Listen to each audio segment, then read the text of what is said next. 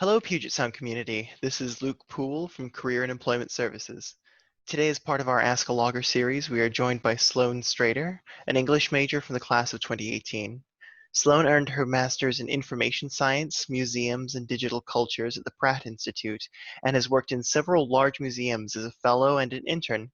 Thanks so much for joining us, Sloan. No problem, anytime. Wonderful. So let's dive right in. Could you start by describing some of the places you've served as an intern or a fellow, and what did that work entail? Yeah, so I went to graduate school straight after undergrad, and as you mentioned, I studied English literature. So it was definitely a new world, kind of being immersed into the fine art world here in New York City. But I'm very lucky to have worked at some really large and influential institutions where academic research is very strong. So my first internship experience was at MoMA, working in the archives department. That's something I had done in undergrad, working at Collins Library and their archives and special collections, and that was attractive to the person that hired me for this internship. So that was my first kind of purview. And then last summer, I was a Met Muse intern. I was a part of their Muse internship program, and that was great as well. And then, as I said, I was a fellow at MoMA for the past academic year, and fellows just operate a little differently than internships in that they're longer periods of time. You're paid a little bit more for them, and I was focused on a specific research project. So yeah, it was kind of a big dive into a world of fine arts that I knew nothing about, but I learned a lot. It wasn't too hard to catch on to, and was a very fun experience. So, so was it your undergraduate position that kind of introduced you to this line of work? Yes, I was thinking about this earlier today. So how I got involved in archives is my sophomore year. I did an AHSS, the Arts, Humanities, Social Science Research Grant. Summer after my sophomore year, going into junior year, and I did a research project on Tacoma artist Abby Williams Hill, looking at some of her diary entries, wanting to explore her relationship with Booker T. Washington.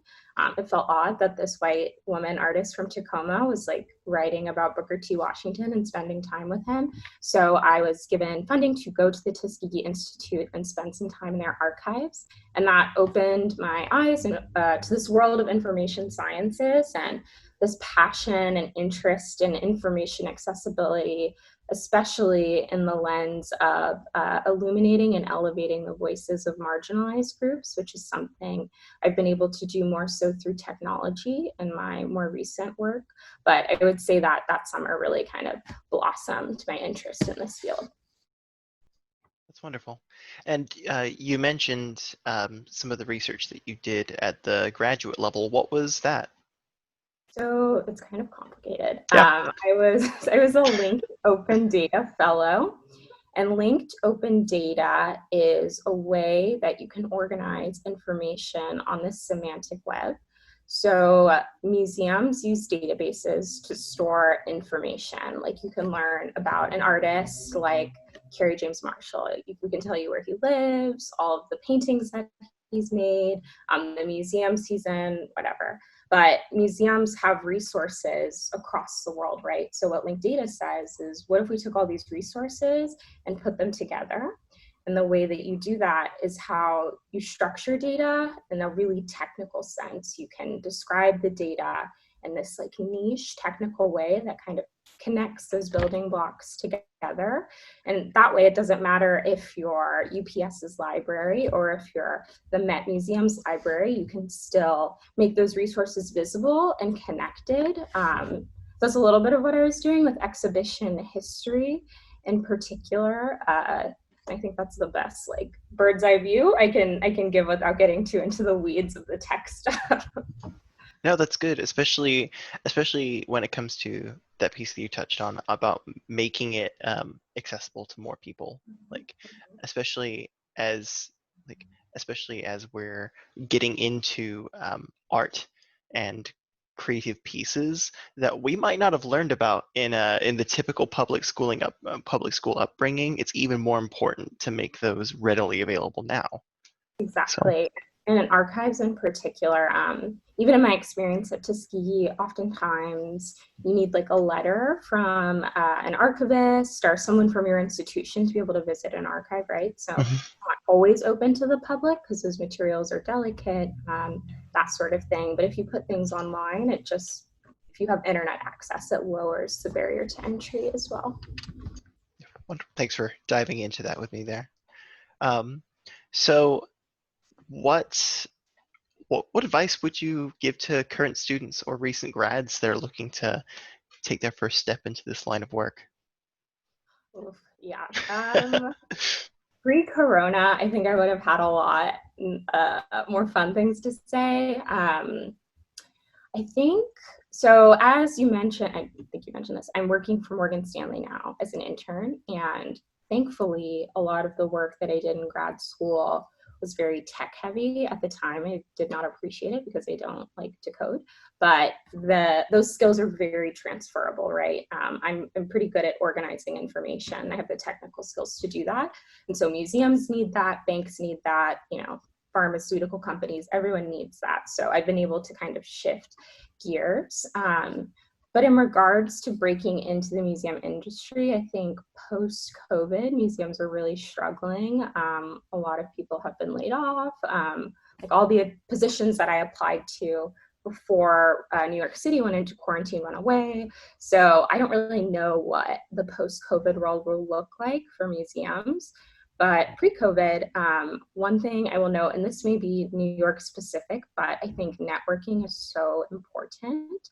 So many opportunities are about who you know and just talking to people about what you're interested in. And I think if you're going to graduate school, picking a graduate program where you can easily make those connections, like, are your professors well connected? Are they in the field? Working at art museums or wherever you want to work, that sort of thing. And I think when you're able to build those bridges, it's much easier to enter the museum field, because at the end of the day, it's not like a clique, but it is one big group. It's like a bubble. Like I can say, oh, do you know so and so at Sam? And like everyone knows each other. And if you're good at what you do, people will give you opportunities. So I would say networking, and a graduate degree definitely helps. But yeah, that would be my biggest piece of advice.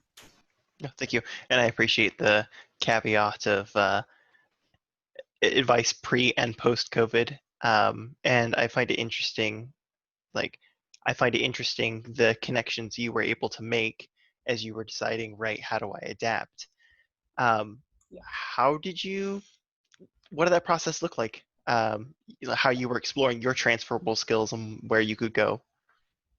Yeah, I will say that now that I think about it, credit to UPS and interdisciplinary studies. I worked at admission when I was a student, so it's something we harped on a lot on our tours, but it really is so true, this idea of silos in academia. And if I study English, I have to be in publishing or I have to be a writer or whatever, like that's not really true. I think having a core set of skills that you can do in kind of any job is more important. So I'd say in regards to folks that are like trying to pick their majors, just do what you find interesting and like refine those skills really well. So when I was put in this position of like every job that I applied to, I was getting emails spring of like, sorry, this position does not exist. I talked to the chief archivist at MoMA, who was my boss at the time. I was like, what do I do? Like, is MoMA hiring? Like, what's the situation? And she told me to cast a wide net. And that's something I've really taken to heart.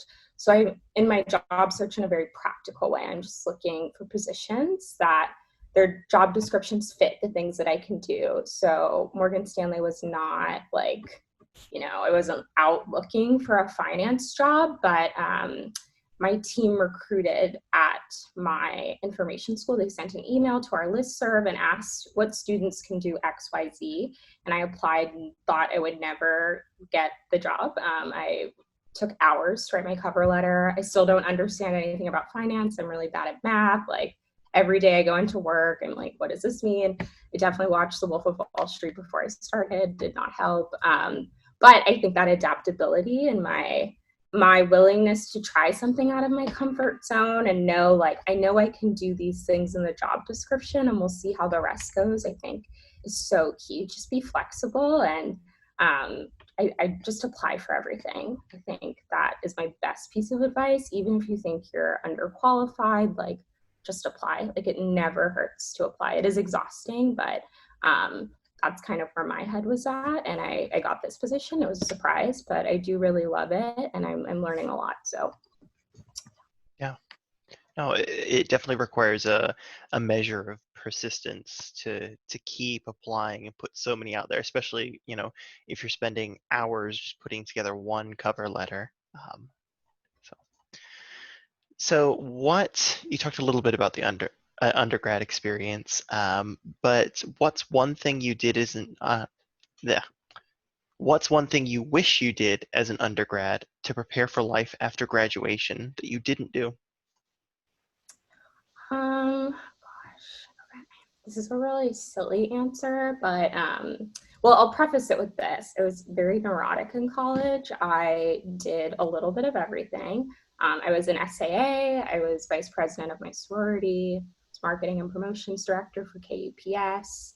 I was president of a club that helped with the women's prison, this program called FEPS. Like, there was really nothing I did not do. So I feel like on that front, I don't have a lot of regrets because I think I did too much. If I could go back in time, I would tell myself, like, maybe pick something and don't try to do all of these things. But in a silly way, I really wish I would have, like, worked at Diversions or Oppenheimer to be a barista. I feel like that's such a good life skill. And a lot of my friends that live in New York City that went to Puget Sound know how to do those things. When they first moved here, it was easy for them to get a job as a barista, and Sloan cannot make a latte. So that was a sad reality that smacked me in the face. But I guess on a more serious note, I don't know. I think I really took advantage of my time in college. It was a very good 4 years that I miss fondly. I think even if the answer feels, I don't even want to say silly because it's not, um, a bit unexpected, I think there's definitely some merit to it. I mean, when you're thinking about the people skills you develop, or especially in a time right now of scarcity, um, what are some things that, what are some things you can do that there'll always be work for in this Right. case? Yeah, no, that is So, very, very so yeah. Oh, thank you. So you named a number of experiences that you had while you're at the university. Which experience influenced you most and why? the time that I remember the most are the gals in the library and archives and special collections.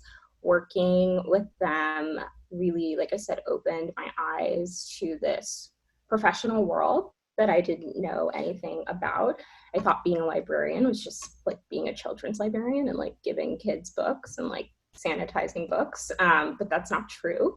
And I spent a summer, and I think it wasn't even for a class. I just volunteered. I just went to the library like every other day and helped Jane organize the art book collection. I'm sure it was more work for her to create projects for me when I acted like her intern, was not her intern. But I went like every other day and I'd sit in the library and just organize and create spreadsheets and formulate lib guides and stuff, but it was something I really wanted to do. And I would think, like, this is something I think I want to do as a job. Because as an English major, like, not that English majors don't get job, but there's that trope, right? I heard it from my parents all the time. So I was like, what am I going to do with my life? But I'm like, I do really enjoy working in the archive and special collections. So that kind of got me thinking as to, what I could do with that professionally. I like that you mentioned kind of the stigma associated um, with English degrees, and I'm sure many degrees kind of fall prey to that. So I'm curious, how did you navigate selling your parents, family, etc., on your career as you were discovering it? My parents still don't know what I do, and neither does my family. It's like a funny game that I don't correct people anymore. A lot of my family thinks I'm a museum curator. Like my grandma, my grandpa, like they don't get it, but I take it as a compliment. Like they obviously think I like present as someone that knows enough about art to tell people what to do with it. So I take it. My mom and dad also don't really know what I do because it changes so much. Every time my mom tries to tell her friends what I'm doing, she's like, I don't know. So I think they're supportive of me, irregardless. They're happy that I have employment right now and they don't have to take care of me. So I feel like on that front, I could do whatever. But it's funny because my dad works in tech. And I always thought like I'd never want to do tech. I'm like, never. I'm a humanities person.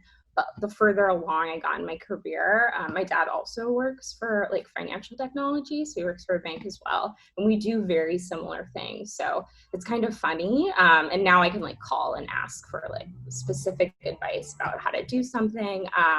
But they're very, very supportive. But I think I guess initially in my time at UPS, they were very concerned about me being an English major, wanted me to minor in computer science, and I did for a year. I was so bad at it. So if you are struggling in like a comp sci class right now, that doesn't mean you can't do comp sci. It is very hard. And I'm working engineering now. I made it. Yeah, that class was not for me. I did so poorly. So it's been a journey. I feel like half the time you learn just as much from what you don't like or what you're not quote unquote good at as you do from the things that you find like strike a passion for. So yeah, wonderful. Well, I think that's about it for questions.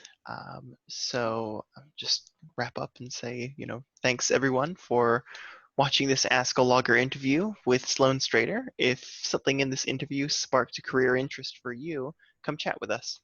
Visit pugetsound.edu/CES to schedule an appointment, and goodbye until next time. Thank you. Thank you so much, Sloan.